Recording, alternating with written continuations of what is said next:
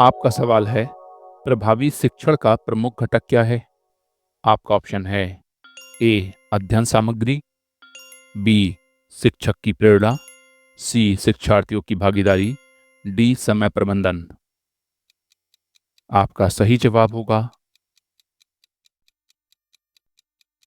सी शिक्षार्थियों की भागीदारी। आपका अगला सवाल है, डेमोक्रेटिक शिक्षण शैली में क्या प्रमुख होता है? आपका ऑप्शन है ए अनुशासन, बी लचीलापन, सी भागीदारी, डी स्वतंत्रता। आपका सही जवाब होगा सी भागीदारी। आपका अगला सवाल है, पियाजे की संज्ञानात्मक विकास सिद्धांत का किस चरण से संबंध है?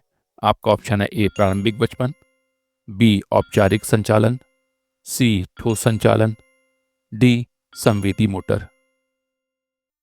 आपका सही जवाब होगा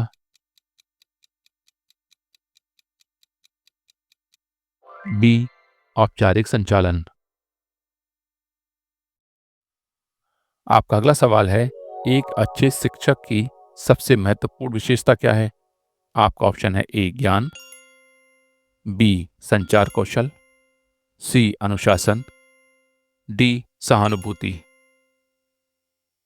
आपका सही जवाब होगा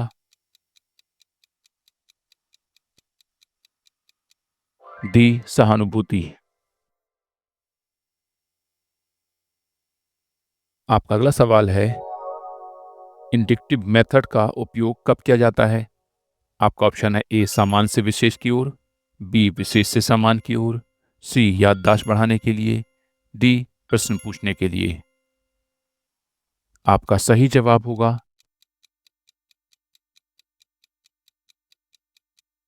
बी विशेष से सामान्य की ओर। आपका अगला सवाल है, शिक्षण का सबसे अच्छा तरीका कौन सा है? आपका ऑप्शन है ए व्याख्यान पद्धति, बी संवाद पद्धति, सी गतिविधि आधारित शिक्षण, डी प्रौद्योगिकी आधारित शिक्षण। आपका सही जवाब होगा सी गतिविधि आधारित शिक्षण। आपका अगला सवाल है, निर्देशात्मक शिक्षण का क्या अर्थ है? आपका ऑप्शन है ए शिक्षक निर्देश देता है, बी छात्र स्वतंत्र सीखते हैं, सी शिक्षक और छात्र मिलकर सीखते हैं, डी परीक्षा की तैयारी करना। आपका सही जवाब होगा ए शिक्षक निर्देश देता है। आपका अगला सवाल है, शिक्षा का समाजशास्त्रीय दृष्टिकोण किस पर आधारित है? आपका ऑप्शन है ए सामाजिक संरचना, बी सांस्कृतिक विरासत, सी व्यक्तित्व विकास, डी सामाजिक गतिशीलता। आपका सही जवाब होगा ए सामाजिक संरचना। आपका अगला सवाल है, स्कैफोल्डिंग तकनीकी का उपयोग किसके लिए किया जाता है? आपका ऑप्शन है ए छात्र को स्वतंत्र बनाना, बी सीखने की गति बढ़ाने के लिए, सी कक्षा प्रबंधन, डी सहयोगी शिक्षण। आपका सही जवाब होगा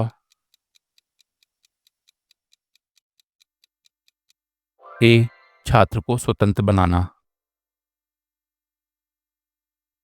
आपका अगला सवाल है, शिक्षा का उद्देश्य क्या होना चाहिए? आपका ऑप्शन है ए रोजगार प्रदान करना, बी व्यक्तित्व का समग्र विकास, सी आर्थिक प्रगति, डी सामाजिक सुधार। आपका सही जवाब होगा बी व्यक्तित्व का समग्र विकास। आपका अगला सवाल है, पारंपरिक शिक्षण विधि में किस पर बल दिया जाता है? आपका ऑप्शन है ए छात्र केंद्रित शिक्षण, बी शिक्षक केंद्रित शिक्षण, सी समूह आधारित शिक्षण, डी प्रोजेक्ट आधारित शिक्षण। आपका सही जवाब होगा बी शिक्षक केंद्रित शिक्षण। आपका अगला सवाल है, टीम टीचिंग का क्या लाभ है?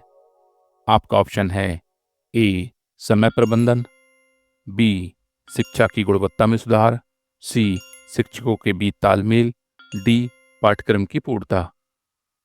आपका सही जवाब होगा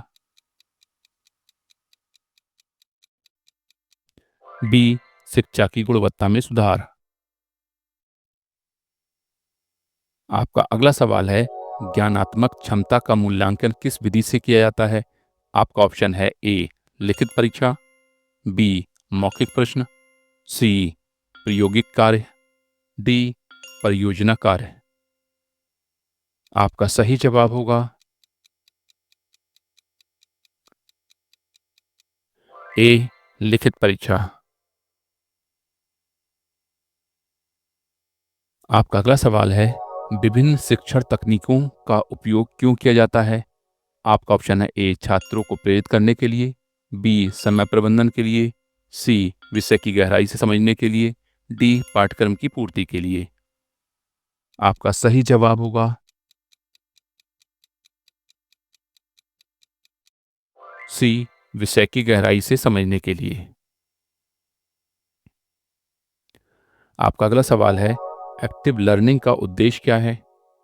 आपका ऑप्शन है ए छात्रों को अनुशासित करना, बी शिक्षण में रुचि बढ़ाना, सी छात्रों की सक्रिय भागीदारी, डी ज्ञान के स्तर का मूल्यांकन करना।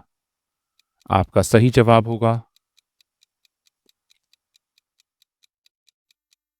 सी छात्रों की सक्रिय भागीदारी। आपका अगला सवाल है, संवेदनशीलता प्रशिक्षण का उपयोग क्यों किया जाता है? आपका ऑप्शन है ए छात्रों में नैतिकता बढ़ाने के लिए, बी छात्रों के आत्मविश्वास के सुधार के लिए, सी सहानुभूति के विकसित करने के लिए, डी शिक्षण प्रक्रिया को सक्रिय बनाने के लिए। आपका सही जवाब होगा सी सहानुभूति विकसित करने के लिए। आपका अगला सवाल है, अनौपचारिक शिक्षण का क्या लाभ है?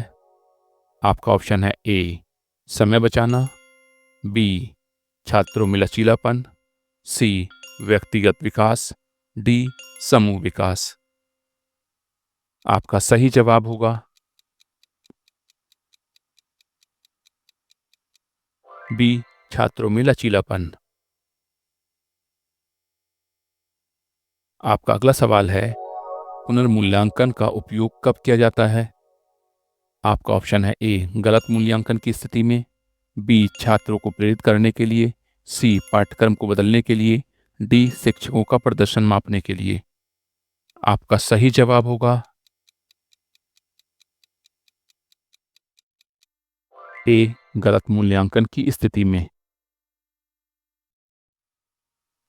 आपका अगला सवाल है, शिक्षण के लिए तकनीकी उपकरण का क्या महत्व है?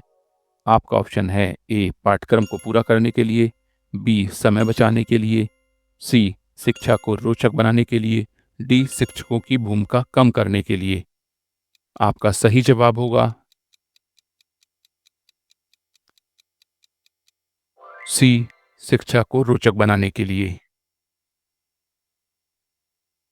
आपका अगला सवाल है, मूल्य आधारित शिक्षा का उद्देश्य क्या है?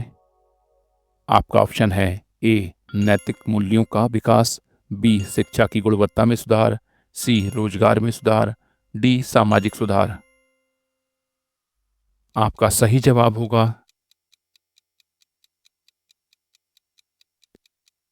ए नैतिक मूल्यों का विकास। आपका अगला सवाल है, सहपाठी शिक्षण पीयर टीचिंग का उद्देश्य क्या है? आपका ऑप्शन है ए छात्रों को आत्मनिर्भर बनाना, बी छात्रों की समझ बढ़ाना, सी छात्रों में नेतृत्व कौशल विकसित करना, डी शिक्षा को सरल बनाना। आपका सही जवाब होगा please answer in the comment box.